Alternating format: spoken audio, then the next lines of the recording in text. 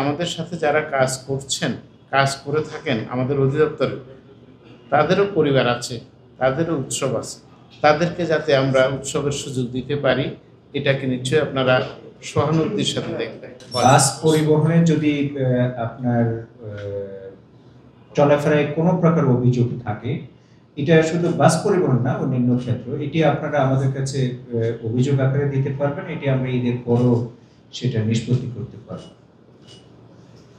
এবং আমাদের যে ওয়েবসাইট আছে এবং সেখানে যে আমাদের অ্যাপসটি আছে, কনজিউমার্স কমপ্লেন ম্যানেজমেন্ট সিস্টেম, আমাদের ওয়েবসাইটে গিয়ে সেখানে কমপ্লেন করলে সেটি আমরা পরে দেখব। বাট আমাদের স্যার যেরকম বলেছেন যে আমাদের অভিযান চলমান রয়েছে এবং আমরা এটি লুক আফটার করছি। আমাদের এই ঈদের মধ্যে ইমার্জেন্সি টিম থাকবে, যে কোনো সময় কোনো ইমার্জেন্সি ইস্যু হলে আমরা ওটা অ্যাড্রেস করতে পারব। রমজান শুরু হওয়ার আরও প্রায় 2 মাস পূর্বে সরকার কিছু মেজার নিয়েছিল, আমাদের বিভাগে বলেছি, হ্যাঁ, তারই একটা ফল হতে পারে।